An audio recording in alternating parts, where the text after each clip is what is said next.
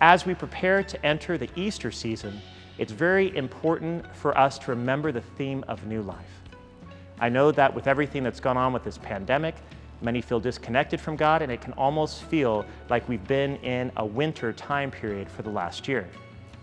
As the pandemic eventually draws to a close, I believe that we're entering a new springtime, and it coincides very well with the church liturgical year. So if it's been a while since you participated with us, I invite you to join us this Easter season. We will have our Easter Vigil Mass at 8:30 p.m. on Holy Saturday. That will take the place of our normal Saturday 5 p.m. vigil in English and our 7 p.m. Spanish vigil that we typically have on Saturdays.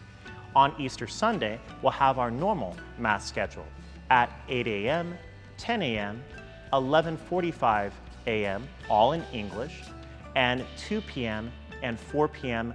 in Spanish. Please know that we will be having Masses in our Parish Activity Center during Easter due to the damage that our church sustained, but that we have a great setup outside of the Parish Activity Center where people can bring lawn chairs. We'll also have chairs available.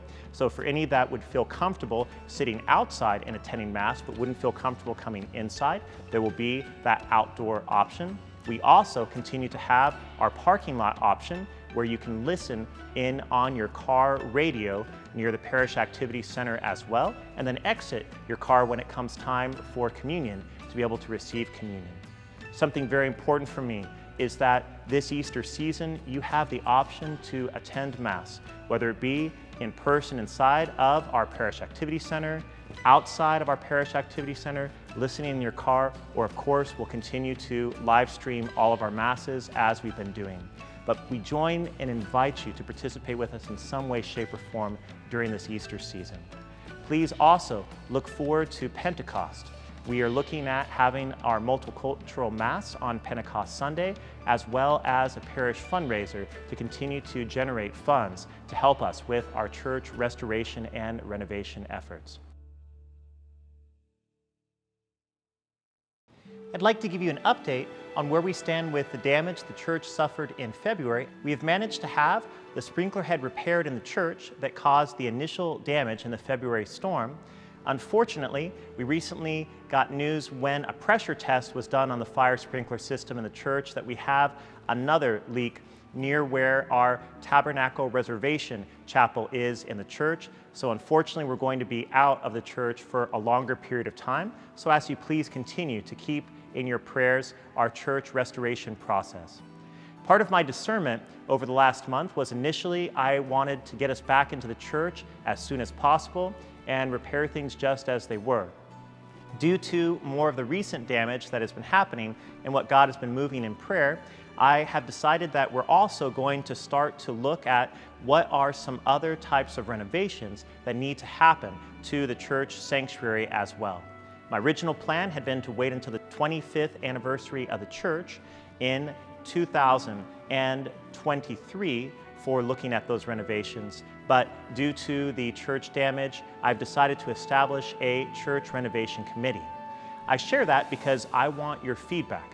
So over the coming months, our committee will be reaching out to you via surveys, listening sessions, Zoom sessions. Something very important is that we discern as a community what are those renovations that need to happen to our church sanctuary because it's our spiritual home here at St. Albert the Great. Please know that throughout this process, something very important to me is that we will not take on any additional debt. So whatever we end up doing as far as these renovations will be done in a financially prudent manner, and we will only do those renovations that we're able to afford at any given period.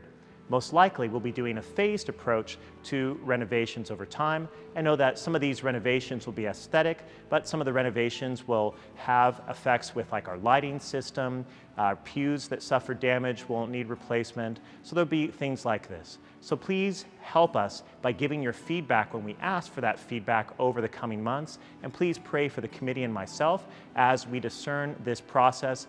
And again, please know that you'll know what we'll be doing before construction happens on any renovations that happen to the church.